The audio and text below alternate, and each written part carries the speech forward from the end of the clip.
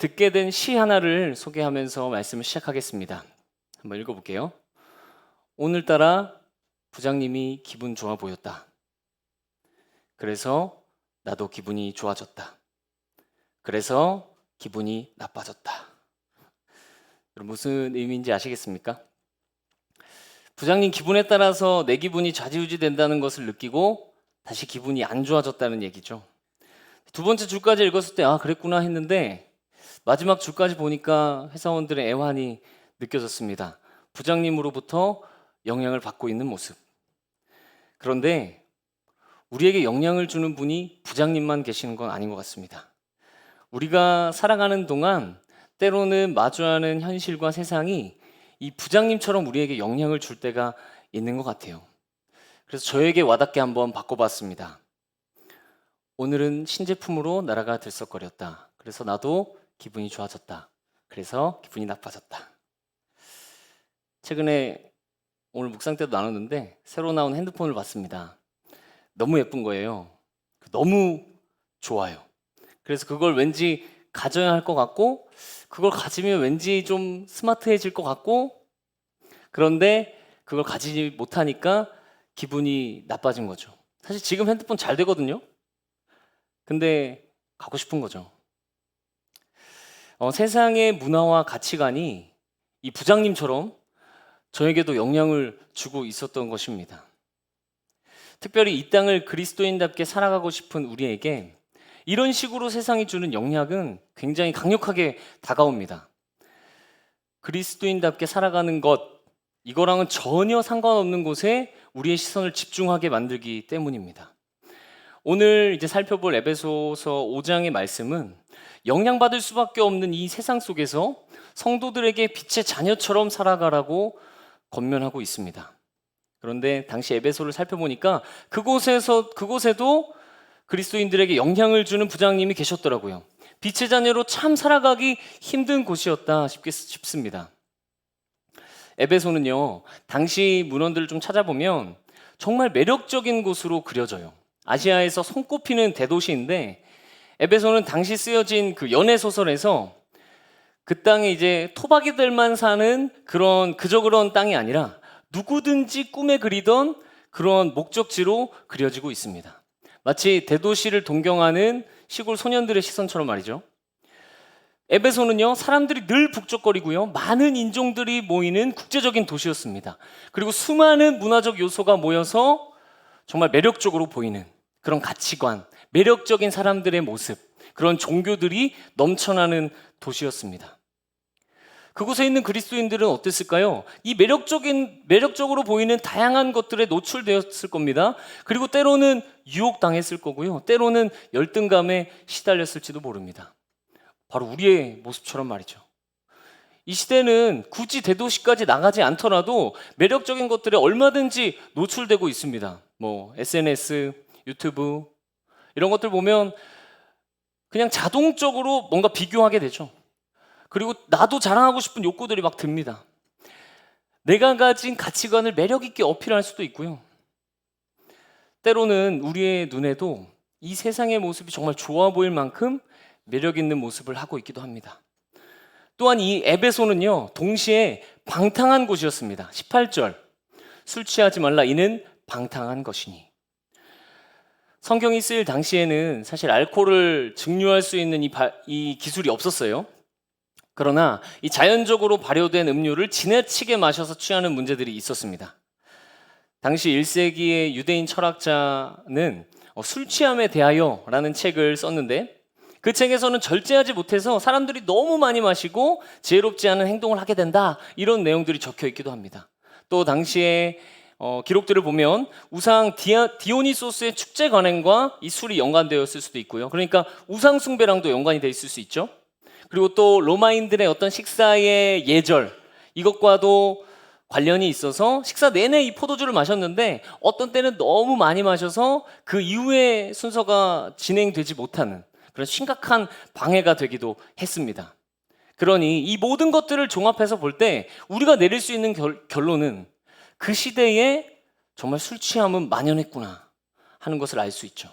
그 만연해 있는 술 문화 속에서 그들의 방탕한 모습들이 드러나는 것입니다.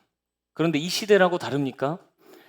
책 도파민 네이션에서는 이 시대에 만연해 있는 것들에 대해 말하고 있어요. 고통을 피하기 위해서 붙잡는 것들이 우리를 오히려 쾌락에 취하게 만들었다고 진단합니다.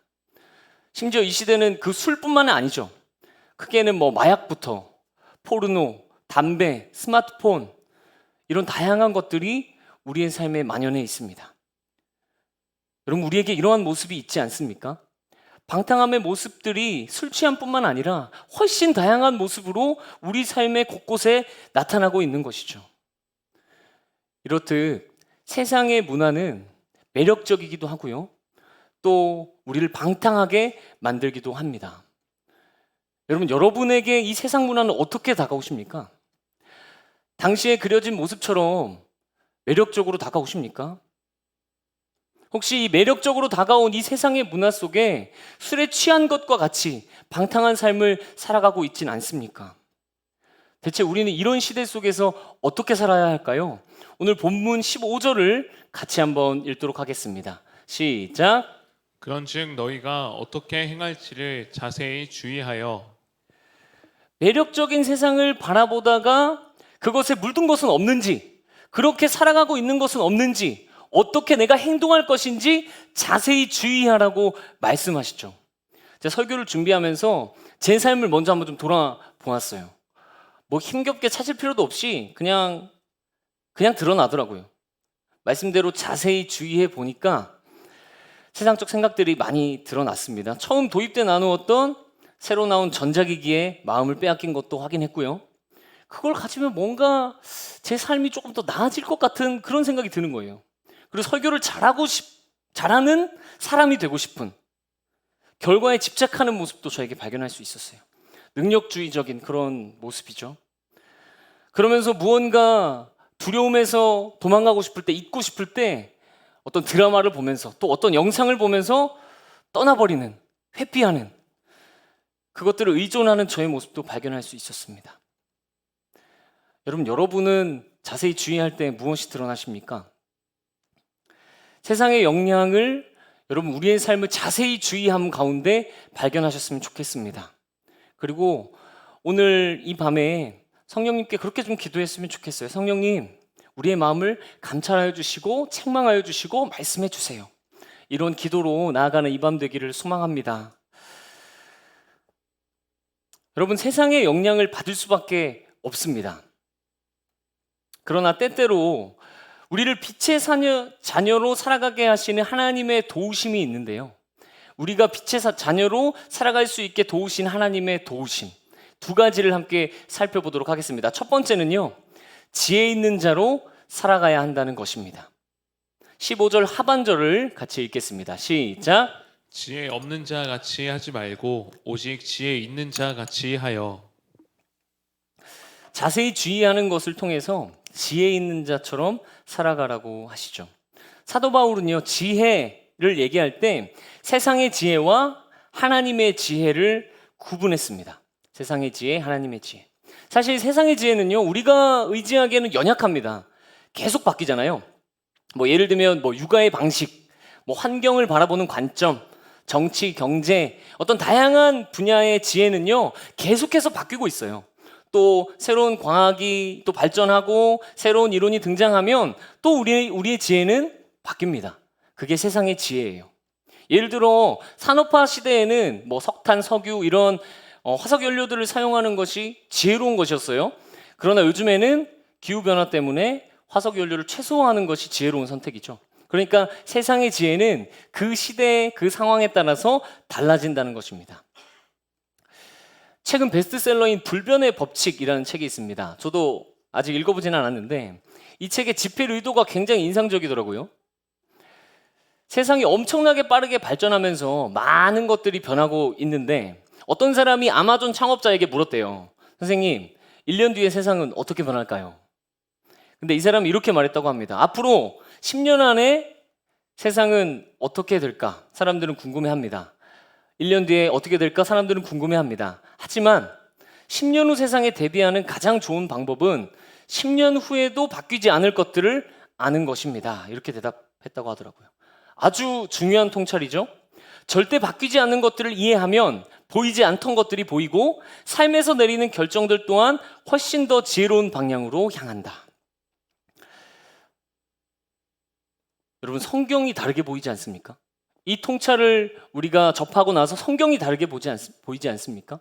변하지 않는 진리를 담고 있는 성경 말입니다. 성경은요, 당장 선거에서 누구를 뽑아야 되는지 말해주진 않습니다. 하지만 천년이 지나도 변하지 않는, 시대가 바뀐다고 해서 변하지 않는 지혜를 우리에게 전하고 있다는 것이죠. 최근에 이 성경의 충분성에 대해서 생각해 보게 되었어요. 제가 얼마 전에 함께 묵상으로 나눴던 내용인데요. 2002년에 미국의 가장 큰 개신교단에서 이런 결의를 했습니다. 그 총회에서 치료적 문화 속에서 성경의 충분성에 대한 결의.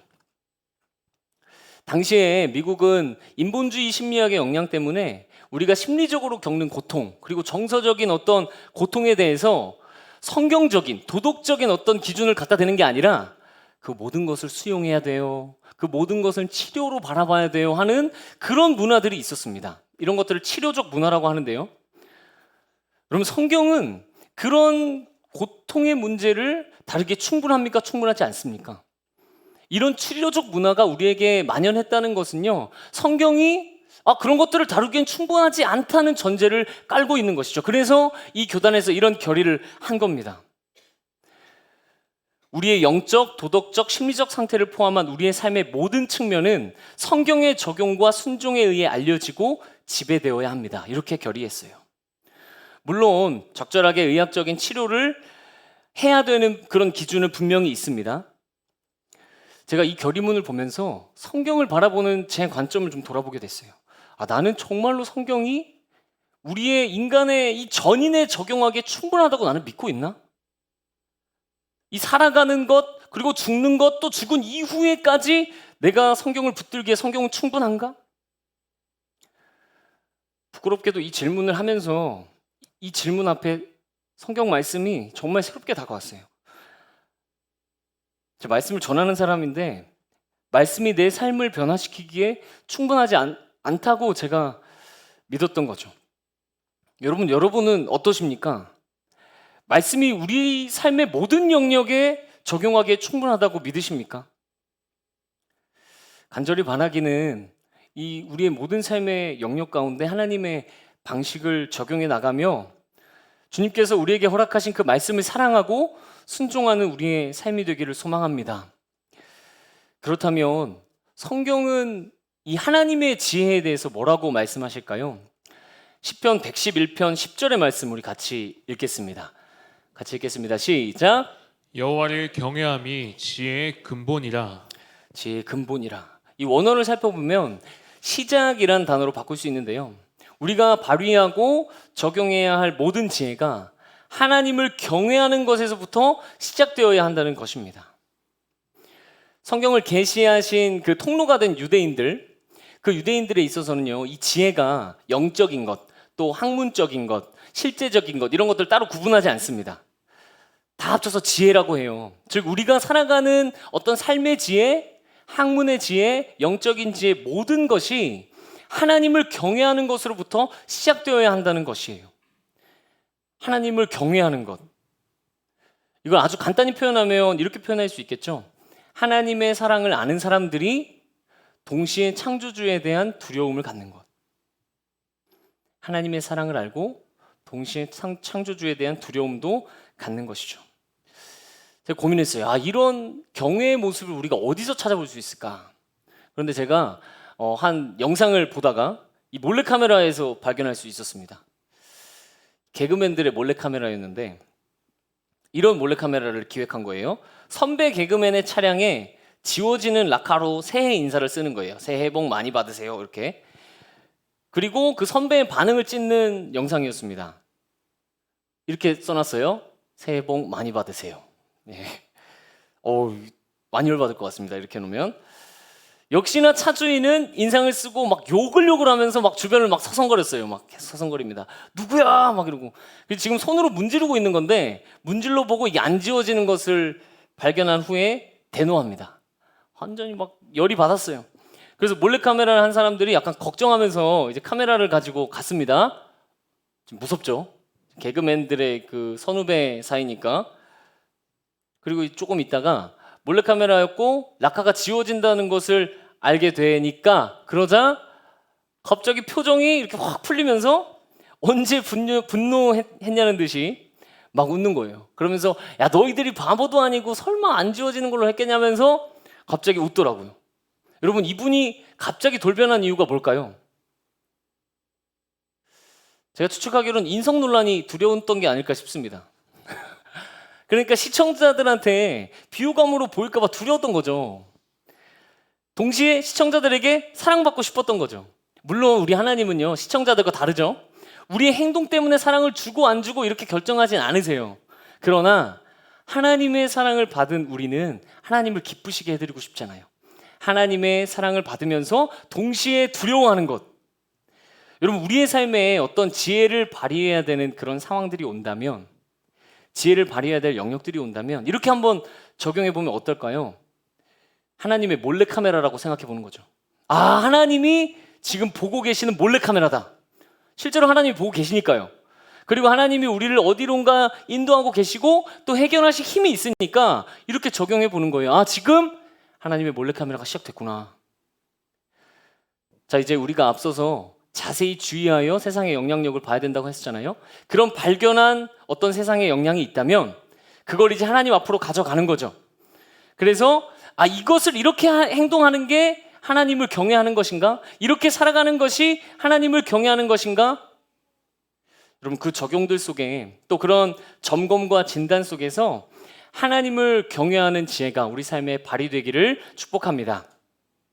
한편 17절에서는요, 지혜의 또 다른 면을 우리에게 알려줘요.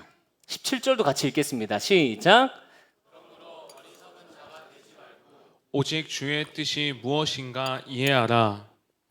네, 지혜 있는 자는 어떤 사람이라고 했죠? 주의 뜻이 무엇인가 이해하는, 헤아리는 자라는 것입니다.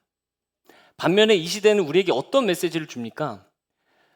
나의 뜻, 나의 마음이 가장 중요한 거라고 이 시대는 말해요. 내가 느끼는 것이 가장 중요하다. 내가 느끼는 심리적인 필요, 어떤 육적인 필요, 이런 것들을 꼭 채워야 된다. 그것이 행복한 삶이야. 이렇게 시대는 말해요.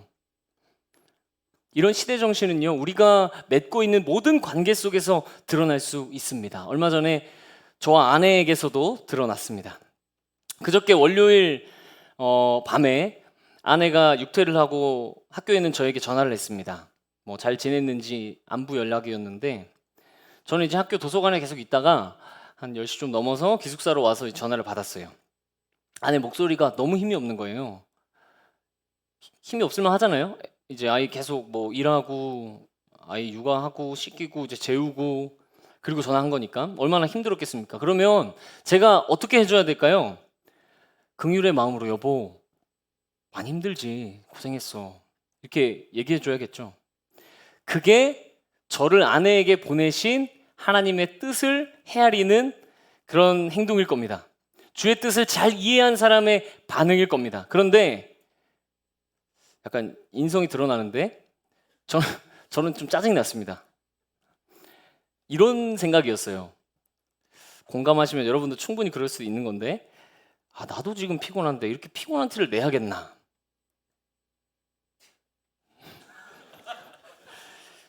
저의 뜻이죠. 분명한 저의 뜻이죠.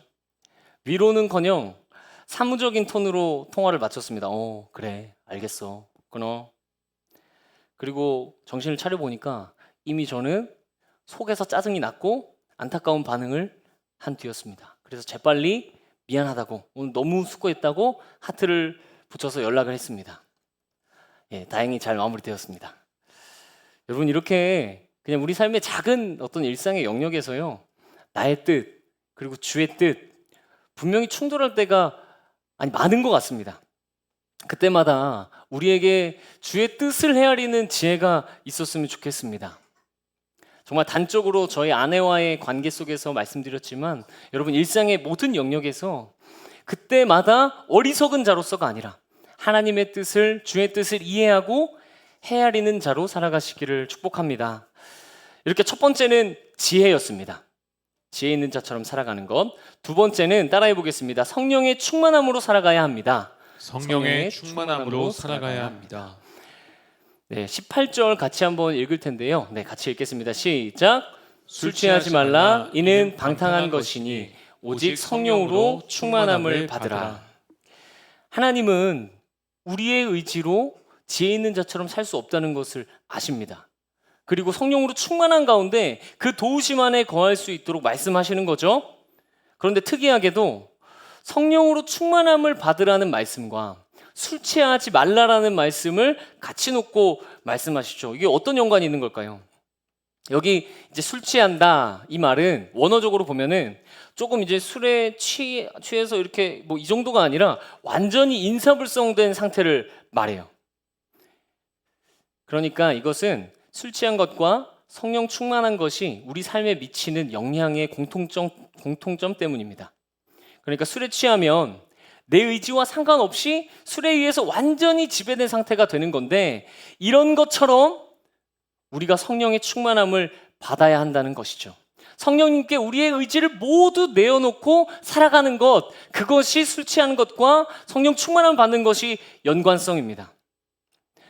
여러분, 설교하고 있는 저도 제 의지만 가지고 지혜 있는 삶, 또 성경이 우리에게 명령하고 있는 삶을 살아갈 자신이 없습니다. 그런데 하나님은 그것을 아시고 성령을 보내주셨지 않습니까? 여러분, 내주하시는 우리 마음 가운데 계시는 그 성령께서 우리를 인도하실 수 있도록 순종하는 과정 가운데로 나아갔으면 좋겠습니다. 그러면 성령께서 그리스도를 경외할 수 있도록 도우실 것입니다. 성령께서 우리가 주의 뜻을 헤아리며 살아갈 수 있도록 지혜의 길로 인도하실 것입니다. 그 믿음 안에, 그렇게 성령님을 의지하는 믿음 안에 성령과 동행하기를 소망합니다. 말씀을 맺겠습니다. 제가 빛의 자녀로 살아가는 동안 우리에게 필요한 것들을 나눴는데요. 사실 별 노력 안 해도 이 빛의 자녀처럼 살아가는 것 같은 사람들이 있는 것 같다, 이런 생각을 했습니다. 전 저희 엄마를 보면서 그런 생각을 했는데, 엄마는 타고난 성품이 좋아서 그냥 신앙인처럼 보이는 것 같은 거예요. 성격 자체가 좀 여유 있고 좀 긍정적이니까 용서도 좀 잘하시는 것 같고, 뭐 이렇게 좀 삭막한 데 가서 뭔가 엉뚱한 말 하면서 분위기도 막 되게 활력 있게 만들고, 되게 빛의 자녀처럼 살아가시는 것 같다. 그래서 제가 그렇게 못 살아가는 것이 성품 때문이라고 선을 좀 그어보기도 했습니다. 물론 성품의 영향도 좀 있겠죠. 다만 하나님은 세상의 빛으로 살아가는 그 삶이 성품으로 가능한 것이 아니라고 말씀하신 것이 포인트입니다. 그리고 성품 말고도 때로는 어떤 제가 갖고 있는 과거의 경험, 그리고 상처들의 영향, 그런 탓을 해보기도 했어요. 이렇게 말하는 거죠. 나는 이런 과거의 경험이 있어서 그래. 내가 지금까지 살아온 환경이 날 이렇게 만들었어. 다 제가 하던 주장입니다. 제가 제대로 살지 못하는 것을 무언가 성품 탓, 그리고 누군가의 탓으로 돌리고 싶었던 것이죠. 그런데 시간이 흐르고 보니까 정말 그렇게 살아가서는 과거에서 한 걸음도 새롭게 나아갈 수 없더라고요. 마치 이미 과거로 인해서 나의 미래가 결정된 것처럼 그렇게 살아가는 것이죠. 그러나 그렇습니까? 아니요, 하나님은 이렇게 말씀하셨어요.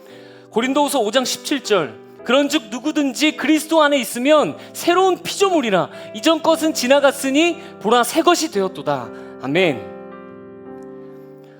우리는 더 이상 과거를 바라보면서 살아갈 존재가 아니라고 말씀하시는 거죠. 이제 우리는 새 것이 되었습니다. 그리스도 안에 있으면 우리는 새 것이 되었다고 이미 선언하셨어요. 그러니 혹시 우리의 성품, 우리 타고난 성품, 또 우리가 겪었던 어떤 과거의 상처, 그런 것들로 인해 나는 그렇게 못 살 거야, 나는 빛의 자녀들처럼 살아갈 수 없을 거라고 그렇게 생각하는 순간이 있으시다면, 그런 분들이 계시다면 우리의 영을 향해서, 우리의 심령을 향해서 선언했으면 좋겠습니다. 나는 그리스도 안에 있어. 새로운 피조물이야. 새 것이 되었어. 그런 믿음의 선포 가운데 이제 더 이상 과거에 머무르지 않고 새롭게 살아가는 우리가 되기를 소망합니다. 타고난 성품도 아니요, 과거의 상처도 아니요, 주님 주신 지혜와 성령의 충만함이 우리의 삶을 이끌어 가시길, 그로 인해 이 땅을 참 그리스도인으로 살아가시길 예수님의 이름으로 축복합니다. 우리 함께 찬양하고 기도하겠습니다.